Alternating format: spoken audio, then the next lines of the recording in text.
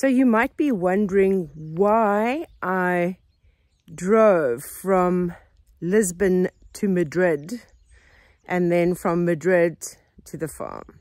Why I did 1,000 kilometers in one day. And that was to collect my Green Mamba passport with my UK visa in, because I head to Scotland the weekend.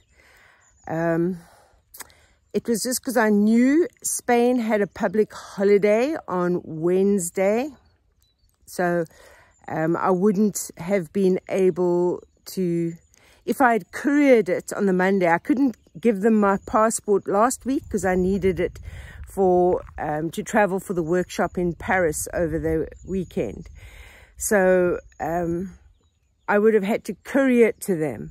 And to courier it, even if I couriered it from Lisbon, would it get to Madrid in time, knowing Wednesday is a public holiday, for it to then be couriered back to me? And when things get couriered to my address here that I use the local bar as my postal address, sometimes they're not always there to receive your mail. So I might not have got it in time. Hence my decision to be my own courier and drive 1,000 Ks so that I could have, give them my passport, they could put the visa in, and then I'm good to go to Scotland. I don't know if the weather's going to be any better than it is here.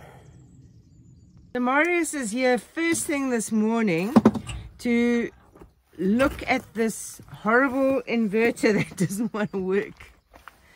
And what we're going to do is just see if the batteries have charge, how that is working. So we're going to see what the charge rate of the batteries is and what the status is right now. So let's have a look.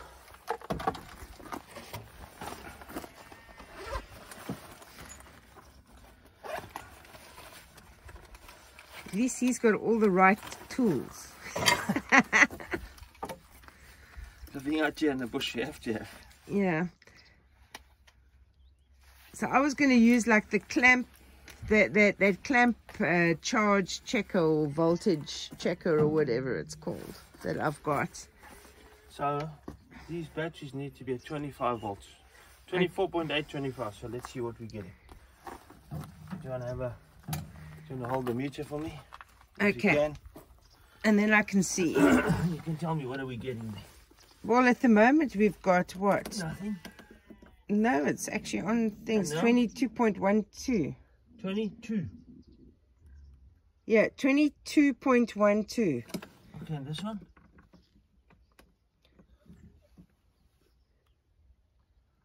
I don't know why that one is now saying minus 22.12. Check again. 22.12. Yeah, that's not bad. Would they, so they would both have the same? Yeah. Remember they're in parallel because the system is 25 volts. Okay, so 22.12. So they've got charge in, so it's definitely the inverter then. It's not... Because Morton from our playhouse, he was thinking that if it is below, the batteries are below 20, then maybe that's why the inverter's not working, because the batteries went too low. But the batteries aren't too low. Batteries are fine. The batteries aren't even low enough for the inverter to switch off. So I'm going to open this inverter quickly just to try and see if there's anything obvious or visible, like a fuse or something that's blown. So at the moment what we've done is we've disconnected the inverter from the house. We've put in that circuit breaker so that I can get power in the house if I run the generator.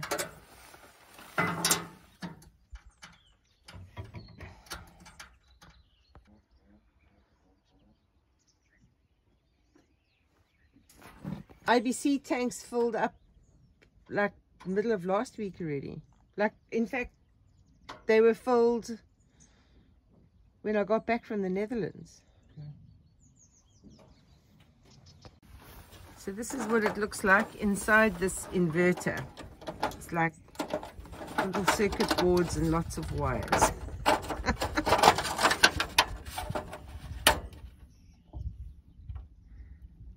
Blows. Yeah. The little triangle will actually come up. Okay. So nothing is obviously wrong. I don't see anything obviously. Nothing jumps out at me.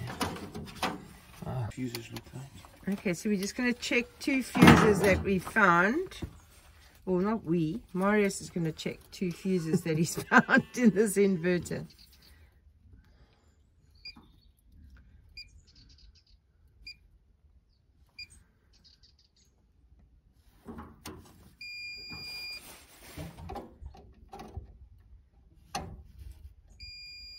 It's fine.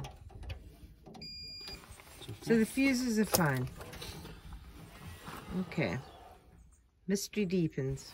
So everything seems fine, but when we've just tested now, there's no voltage actually going from the batteries to the inverter. So Marius has just seen something loose over here. Is it not supposed to like wobble like that? It must be like this. Okay. So that one's very loose. Let's hope. So do you think that could be the problem? Let's hope. Let's tighten it. I don't have the proper tools here to tighten this, but we'll have to use a pair of pliers.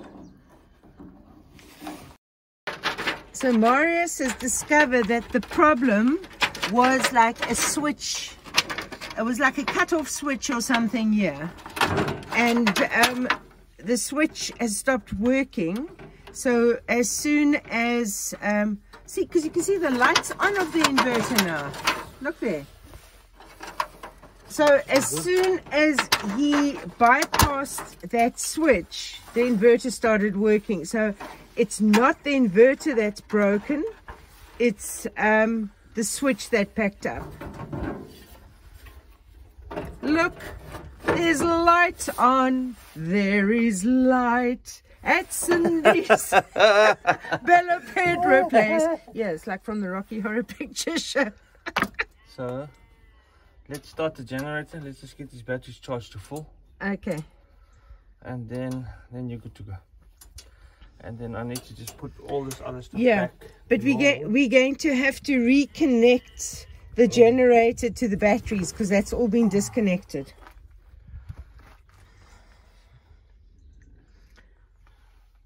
Okay, that's fine. Oh, that is, oh my goodness, my day is made.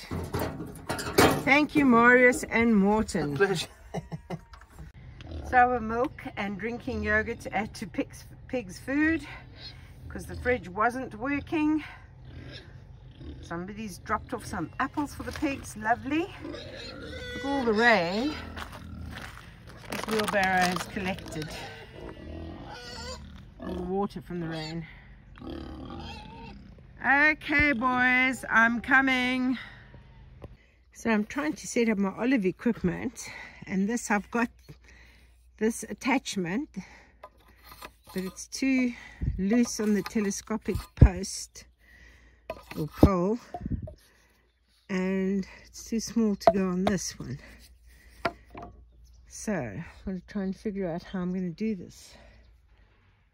It does, however, fit on the rake one, so if I don't kill myself with the rake at the bottom, I might be able to try and use it this way. My shadows. Coming to check what I'm doing as I gather my olive harvesting equipment. Quite a lot of olives on the ground already from all the rain and stormy weather we've been having. Still some in the trees, obviously not as much as there was. That branch has got quite a lot. So yeah, get started on 2023 olive harvest. Right, my catchment net is under the tree. I've got my weapon and let's see how many olives I can get out this year. I'm going to have to do a lot of pruning and that as well, but let me see what I can get out with my trusty implement.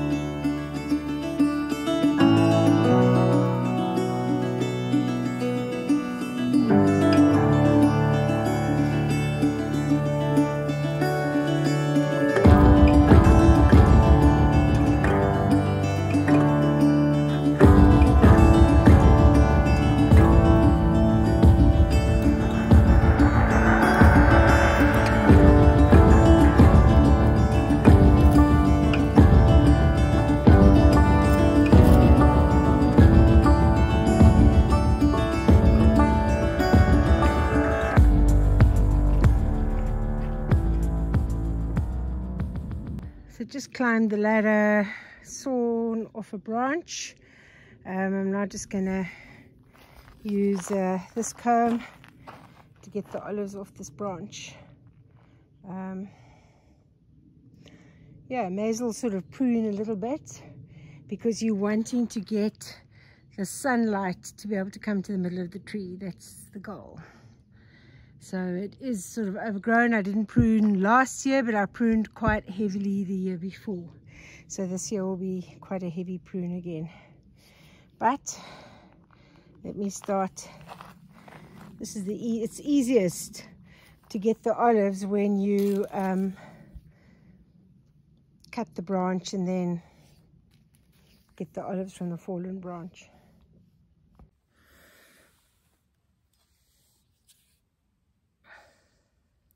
Olive picking time.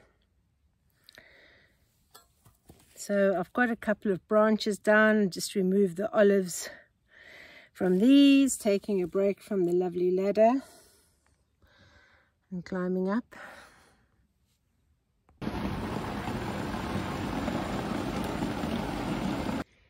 You can see all the rain we've been getting, the water's just standing around like that. Pigs are all out enjoying digging in the soft ground. So yesterday afternoon I let Sweetie Pie out after her babies went to new homes, and I tried to get her to follow me, but she started following me and then wandered off. I actually needed a second person to just go behind and chase her up, but I was alone, so I have no idea where she was. I was hoping she would have made her way back into her pen during the night. Doesn't seem to have happened. There's Peanut though, next door. No idea where Sweetie Pie is. She was so excited to get to all the acorns and the grass. She was going crazy. You can see where she's been digging around over there. So she's been around. I just have no idea where she is now and how I will get her into the girls' pen by myself. Going to let the sheep out for the day, so they can wander around. They hate it that I come and feed the sheep first, eh? Piggy, piggy, piggy, you ready? Yes. Good morning, pigs. Piggy, piggy, piggy. Have you guys seen Sweetie Pie? Has she been anywhere on the outskirts of your pen? That would be very good.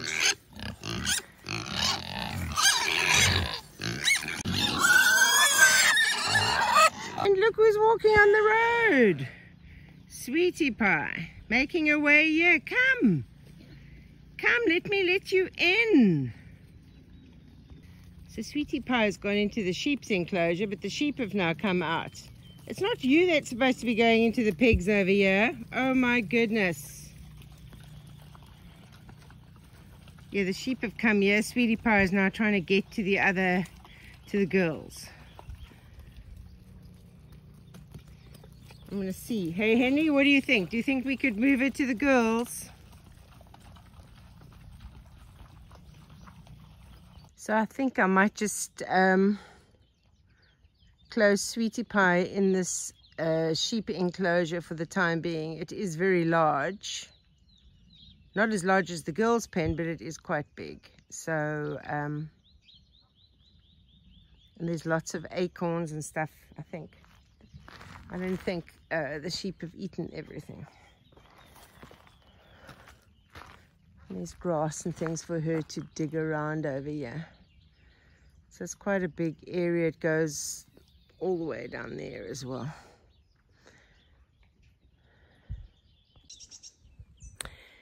The green mamba passport. What exactly does that mean? Well, the green mamba is a snake, a very venomous snake. And South Africans refer to their passport as the green mamba passport because it's like a snake that comes from behind and bites you in the bum. So for most countries in the world, South Africans need a visa. And the visas always end up costing lots of money. Yeah, it's quite an expensive privilege to have a South African passport.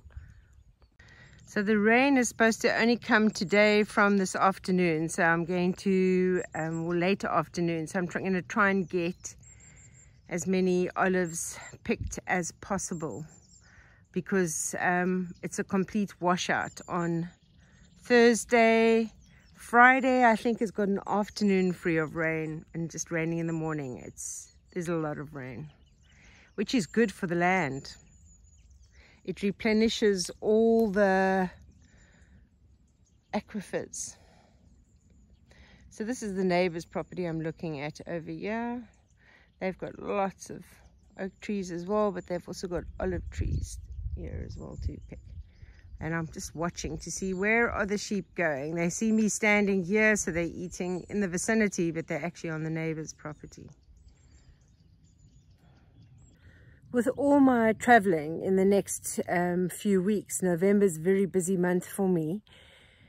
I have to sort of take the opportunity to pick olives. And if you haven't ordered your 2024 planner, daily planner with weekly recipes yet, with inspirational quotes, what's stopping you? The link is in the description below. You can get it from Amazon all around the world, and because I've self-published it on Amazon, unfortunately it doesn't come as a spiral bound workbook, I suppose one could say. But you know what, it's still pretty good to use. Louise from Solar 50 Plus Portugal, she couldn't wait. She's already started using hers. If you haven't liked and subscribed, please subscribe. We've hit the 10K mark, but it's still too close for comfort. And I'd appreciate it if we could start heading towards 11,000. That would be amazing. And in the meantime, stay sane, stay safe, and I'll see you on the next video.